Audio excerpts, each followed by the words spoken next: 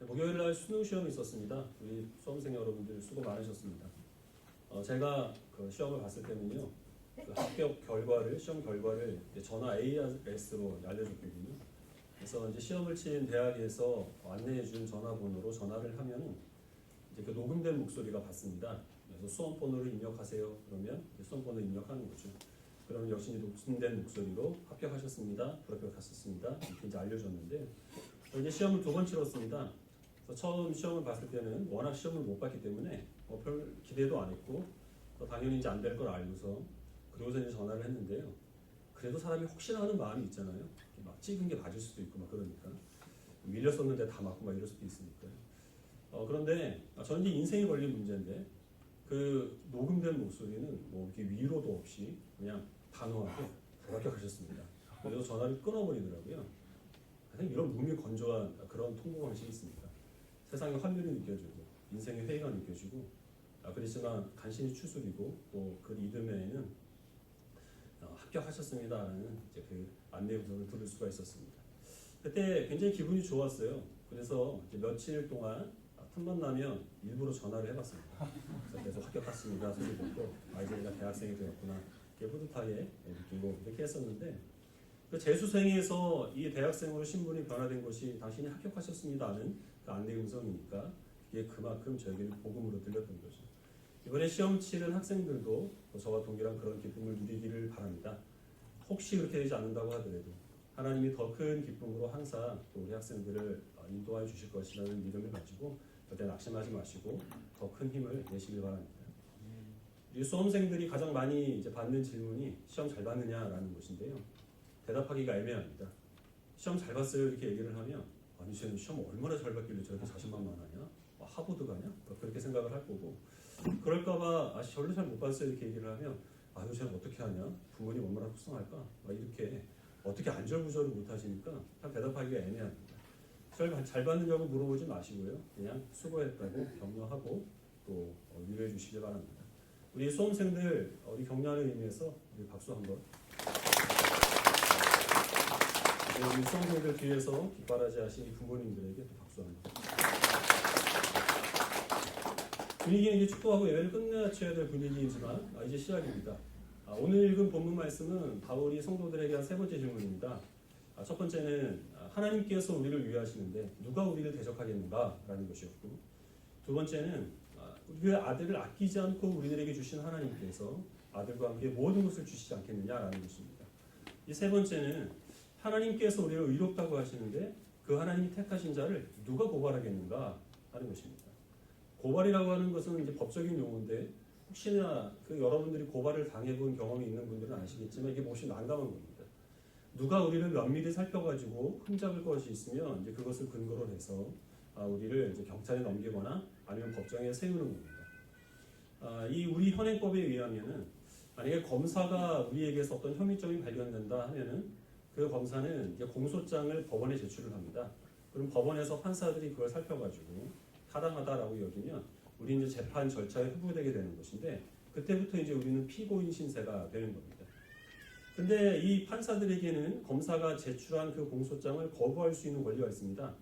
전혀 근거가 없는 것으로 공소장이 작성이 됐다든지 아니면 판사가 판단을 하기에 이 사람이 재판을 회부될 만한 잘못이 없다라고 생각되면 공소를 기각시켜버리는 거죠.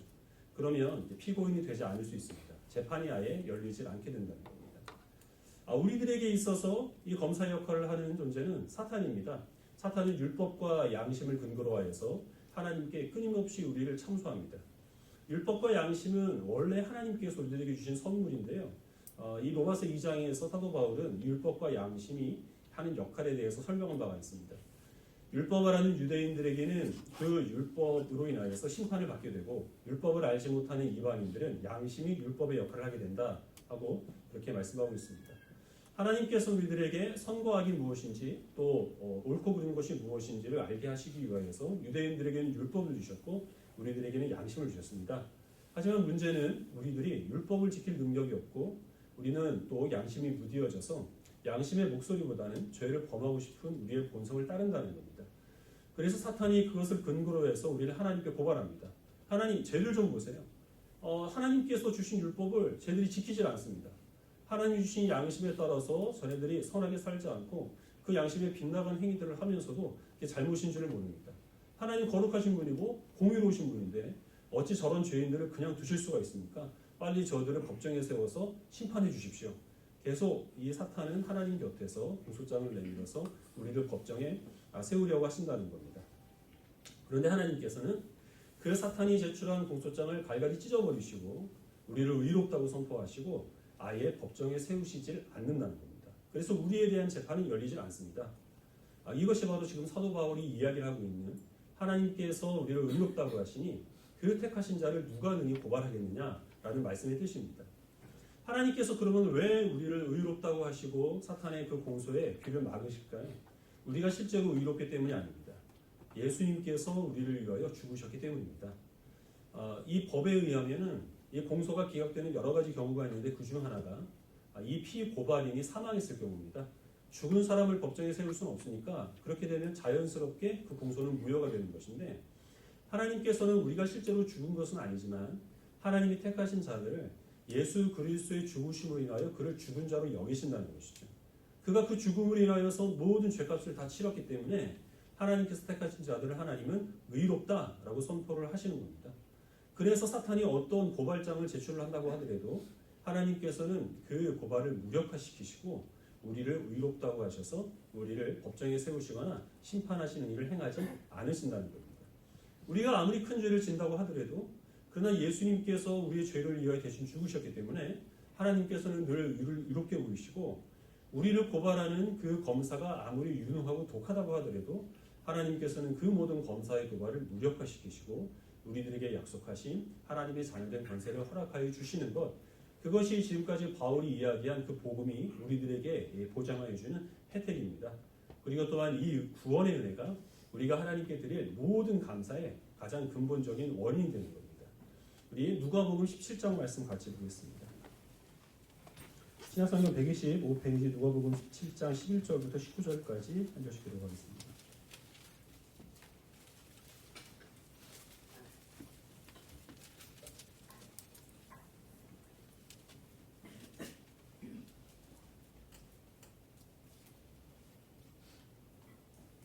11절 제가 먼저 읽겠습니다.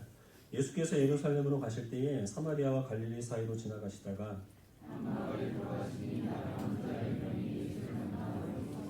소리를 높여 이르되 예수 선생님이여 우리를 불쌍히 여기소서 하거늘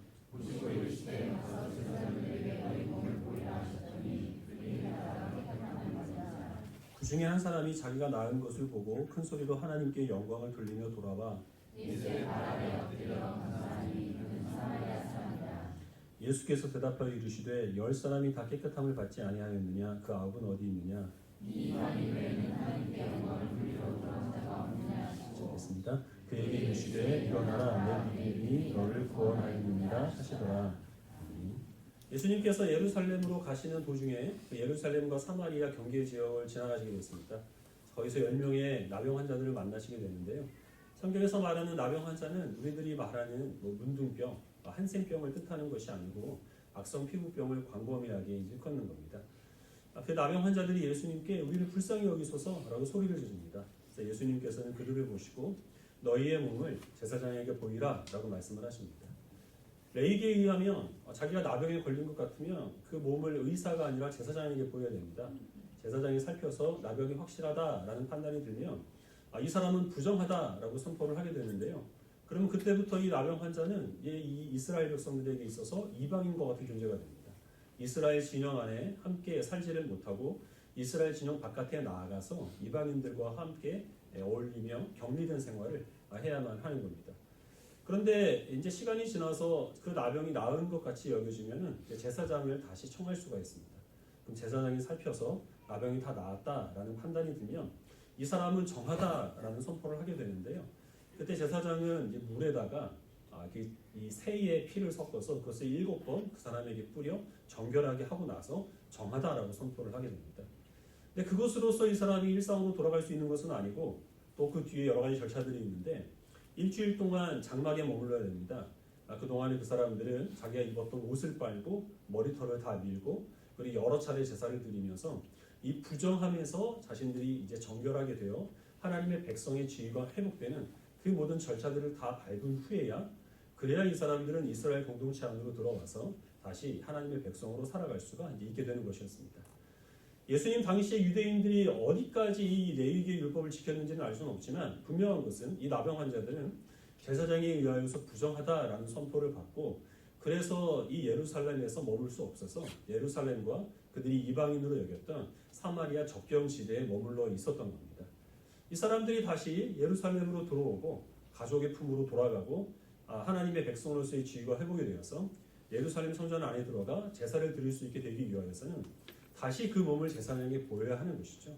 그리고 제사장이 정하다라고 선포를 하고 레위기에 기록된 여러 그 정결의 절차들을 밟은 후에야 그래야 이제 이들은 다시 이스라엘의 그 백성의 지위를 회복할 수 있었기 때문에 예수님께서는 너의 몸을 제사장에게 보여라 라고 말씀하신 겁니다. 이 사람들은 병이 다 낫지 않은 상황 가운데서 예수님의 말씀을 믿고 제사장을 향하여 가다가 길 가던 도중에 병이 났습니다. 그런데 그 병 나음을 받은 사람들 중에서 한 사람만 하나님께 영광을 돌리고 다시 예수님께 돌아와 그 앞에 엎드려서 감사를 표현합니다. 근데 이 사람은 사마리아인이었습니다. 원래 사마리아인은 유대인과 어울리질 않죠. 나머지 9명의 나병 환자들은 아마도 유대인이었을 것일 텐데요. 이 유대인들이 이 사마리아 사람과 어울리게 된 이유는 이 사람들이 예루살렘에서 쫓겨났기 때문입니다. 그래서 다시 그 안에 들어올 수 없었기 때문에 사마리아 접경지대에 있다가 같은 병을 앓고 있는 이 사마리아인 나병 환자와 함께 그들이 어울려 있었던 것이죠. 예수님께서는 그 사마리아인에게 10명이 다 나음을 입지 않았느냐? 근데 그 9명은 어디 갔느냐? 이 이방인 외에 하나님께 영광을 돌리는 사람은 없느냐라고 물으십니다. 그리고 내 믿음이 너를 구원하였으니 평안히 가라라고 말씀하십니다. 예수님께서 나머지 9명이 어디 갔느냐라고 물으시는데요. 예수님이 모르셔서 물으셨을까요? 얘네들이 어디 갔을까? 그건 아닐 거예요. 아시지만 그럼에도 불구하고 물으신 이유는 우리에게 한번 생각해 보라는 겁니다. 이 9명은 어디 갔을까요? 또 이 사람들은 왜 이 사마리아인과는 달리 예수님께 돌아와서 감사를 표현하지 않았겠습니까? 추측하기로는 이 9명의 유대인들은 계속 가던 길을 갔을 겁니다. 이 사람들은 제사장으로 향하여 가고 있는 중이었거든요. 이 사람들의 목적은 다시 일상으로 돌아가는 것인데 그러려면 자기의 몸을 반드시 제사장에게 보여야 하고 그 외에도 할 일이 많습니다. 레위기에 기록된 여러 정결 절차들 그것들을 밟아야 합니다. 제사장에 의하여서 정하다라고 선포를 받은 후에 옷을 빨고 또 머리카락을 밀고 제사를 여러 번 드리기 위해서는 시간이 없죠. 예수님께 돌아와서 감사할 겨를이 없는 겁니다. 그리고 또 한 가지 이 사람들이 그렇게 이 자기네들의 거룩한 백성이라는 지위가 회복되기 위하여서는 해야 될 일이 많습니다. 그것을 의미하는 바는 예수님께서 베푸신 은혜의 비중이 이들에게는 작다는 겁니다. 이 사람들은 제사장에게 자기 몸을 보이고 또 정결하다는 선포를 받고 그 다음에 여러 가지 예식들을 치른 후에야 그래야 이 이스라엘의 거룩한 백성이라는 지위가 회복되는 것이기 때문에 예수님께서 병을 고쳐주시긴 했지만 그건 시작에 불과한 거죠. 그 이후에 자기네들이 해야 할 일들을 다 감당을 해야 그래야 자기 병이 낫는 것이기 때문에 예수님께 고마운 마음이 있는 것이지만 이게 전적인 주의 은혜다라고 여기기에는 좀 무리가 있는 겁니다. 보다 중요한 문제는 이 사람들에게 있어서 이 병이 낫는 것은 전혀 기대하지 않은 이전에 얻지 못했던 그런 어떤 새로운 값진 은혜를 얻은 것이 아닙니다. 이 사람들은 원래 건강한 사람들이었고 원래 예루살렘 성전에 들어가서 제사를 드릴 수 있는 하나님의 택하신 백성의 지위를 누리고 있는 사람들이었습니다. 그러다가 속된 말로 재수 없게 나병에 걸리는 바람에 이 사람들은 이스라엘 영내 밖으로 쫓겨날 수밖에 없었던 거죠. 예수님께서 이 사람들을 고쳐주신 것은 예전에 이들이 나병에 걸리기 전에 누리고 있던 자기네들이 당연시 여겼던 그 권리를 다시 회복시켜주는 것에 불과하지 어떤 과분한 사랑을 받은 것이라고 이들이 느낄 수는 없었던 겁니다.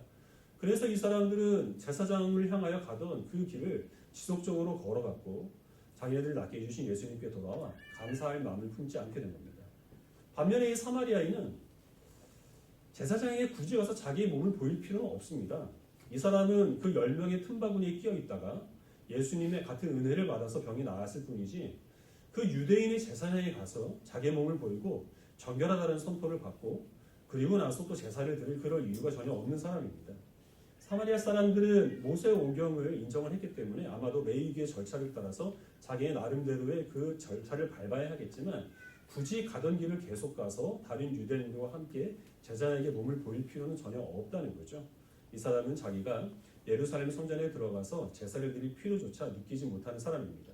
병이 나았긴 했지만 어차피 이방인이기 때문에 이방인에게만 허락된 이방인의 뜰까지만 들어갈 수 있었을 뿐 어차피 성전에 들어가서 제사도 드릴 수 없는 몸이기 때문에 굳이 제사장에게 찾아가서 정결하다는 선포를 받아낼 이유가 없는 거죠.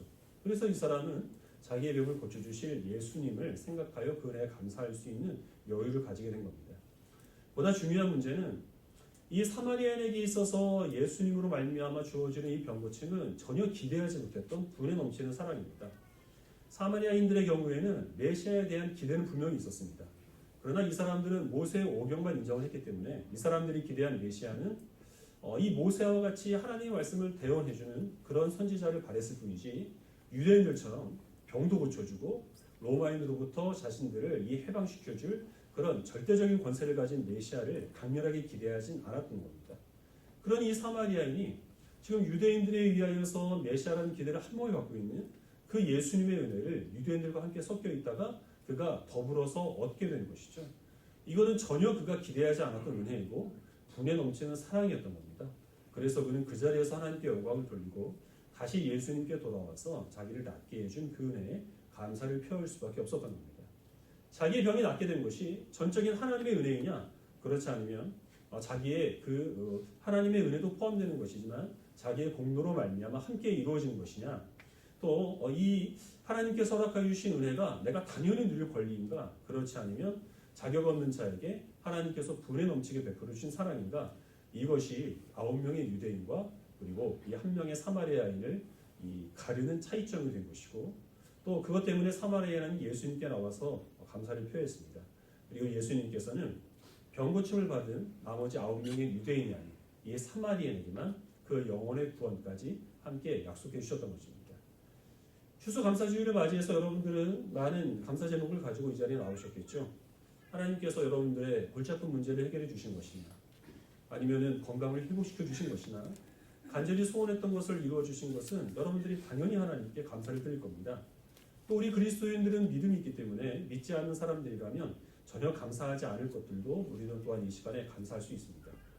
우리가 날마다 새로운 하루를 맞이할 수 있는 것은 우리가 눈이 떴기 때문이 아니라 생명의 주관자가 되신 하나님께서 또 우리들에게 새로운 하루를 허락하여 주셨기 때문에 우리들은 날마다 새로운 하루를 맞는 것으로도 하나님께 감사를 드리고 마음껏 움직일 수 있는 몸이 있다는 것, 열심히 일할 수 있는 그런 일터가 있다는 것, 쉴 수 있는 가정이 있고 섬길 수 있는 교회가 있고 의지할 수 있는 지체와 또 이웃이 있다는 것에 대해서 우리들은 하나님께 감사를 드리는 것이 믿지 않는 사람들은 갖지 못한 성도들에게만 보여질 수 있는 감사의 열매입니다.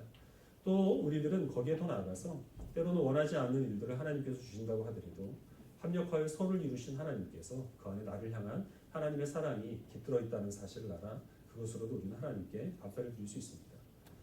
이 모든 하나님께 대한 은혜의 감사의 근원이 무엇이냐면 부정한 우리를 정하다고 선포를 하시고 의롭지 못한 우리를 의롭다고 말씀하시고 거룩하지 못한 우리를 거룩한 하나님의 백성이요 하나님의 자녀 삼아주신 그 은혜에서 비롯되는 것이 지금 우리가 하나님께 가지고 나온 감사의 제목들입니다. 만약에 우리가 의롭지 못한 우리를 의롭다고 하시고 사탄의 고발의 귀를 막으셔서 그래서 우리를 법정에 세우셔서 심판하지 아니하시는 그 하나님의 은혜에 감사한다면 우리는 지금 우리가 이 몸담고 있는 이 세상 가운데서 우리를 둘러싼 그런 모든 상황들 주변에 있는 모든 사람들로 인하여 하나님께 감사할 수 있게 될 줄 압니다. 그러나 문제는 무엇이냐면 우리의 현실은 사실 이 9명의 그 유대인들보다 하나님께 감사하기에 훨씬 더 불리한 상황 가운데 있다는 겁니다. 이 9명의 유대인들은 병이라도 나았죠. 우리는 도대체 예수 그리스도를 믿어서 달라진 게 무엇이냐라는 것입니다.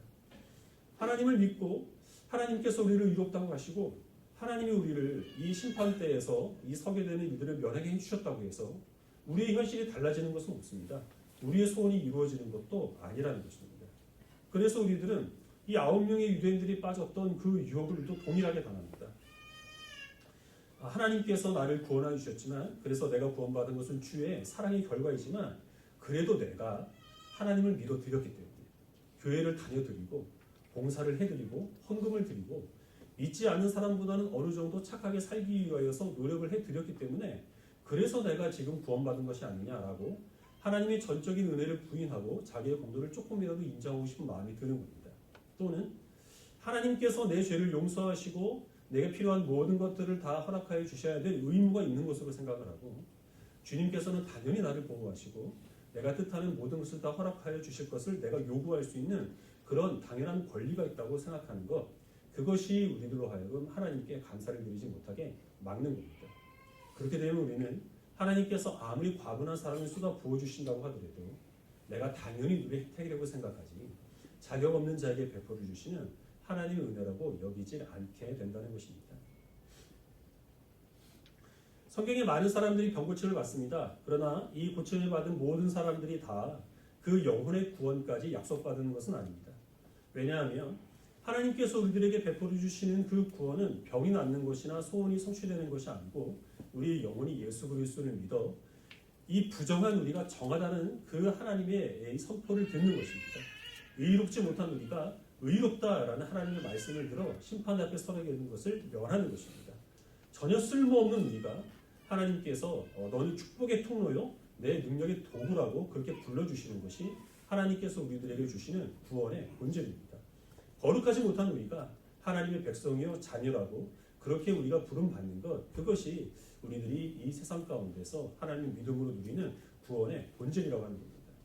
만약에 이런 그 구원에 우리가 감사하지 못한다면 이것을 우리가 기쁜 마음으로 받아들이지 못하고 주님께서 사탄의 고발장을 찢으셔서 나를 심판대 앞에 세우지 않는 게 현실적으로 나에게 무슨 유익을 주느냐 이런 생각이 든다면 그 이유는 우리가 세상의 판단과 또 세상의 부름보다 하나님의 판단과 하나님의 부름을 더 소홀히 여기기 때문입니다. 재수생이 합격했습니다라는 그 안내 음성을 정말 기쁘게 받아들인 이유가 무엇인가요? 대학에 들어갔기 때문이 아니죠. 대학은 아직 들어가지도 않았는데 재수생이었던 나의 신분이 이젠 대학생으로 바뀌었다는 그 근거가 합격했습니다라는 그 안내 음성에 들어있기 때문에 그래서 그것을 기쁜 마음으로 받아들인 겁니다. 취업을 준비하던 사람이 내일부터 나와서 일하세요라는 그런 말을 기쁜 마음으로 받아들이는 이유는 무엇입니까? 이제는 놀지도 못하고 바쁘게 살게 되는데 실업자에서 이제는 어떤 한 직장에 몸을 담고 있다는 그 신분의 변화가 자기의 가치를 입증해 주는 것이기 때문에 그래서 그 말을 기쁘게 받아들이는 것이죠. 우리 신혼부부들은 이제 우리 어린 아기들이 엄마 아빠라고 처음 부르는 그 순간이 잊지 못할 겁니다. 과장님이 부장님이 되었을 때, 전도사가 목사가 되었을 때 역시 마찬가지입니다. 그런 신분과 호칭의 변화는 사실은 우리들에게 많은 부담감과 책임을 안겨주는 겁니다. 그럼에도 불구하고 사람들이 그것을 원하고 또 그것이 실제로 이루어졌을 때 정말 기쁘고 감사하는 이유가 무엇이겠습니까? 그것으로 인하여서 나의 가치가 변화되었기 때문입니다. 좀 더 이전보다는 존귀한 존재로 나 자신이 변화되어서 그것을 기쁜 마음으로 받아들이는 겁니다. 세상이 우리들에게 부여하는 어떤 호칭이나 어떤 신분보다 하나님께서 우리에게 부여하시는 그 가치를 더 귀하게 여기시는 성도들이 되시기를 바랍니다. 하나님께서 우리를 정결하다라고 말씀하십니다. 너는 내 백성이라고 말씀하시고 너는 내 아들이다, 딸이다라고 말씀하시고 너는 나의 축복의 통로라고 불러주시는 것을 세상의 사람들이 부여하는 어떤 가치보다 더 귀하게 여기시고 그것을 당연히 내가 누릴 권리가 아닌 하나님의 값없는 자에게 쏟아 부어주시는 과분한 사랑을 여기는 주의 백성들이 되시기를 바랍니다. 그래서 아무리 바쁜 일이 있어도 또 아무리 내가 이것을 이루기 위해서 많은 수고를 했다고 하더라도 전적인 하나님의 은혜를 부인하지 마시고 범사에 감사함으로 하나님께 영광을 돌리는 주의 백성들이 되시기를 주님의 이름으로 축원합니다. 기도하겠습니다.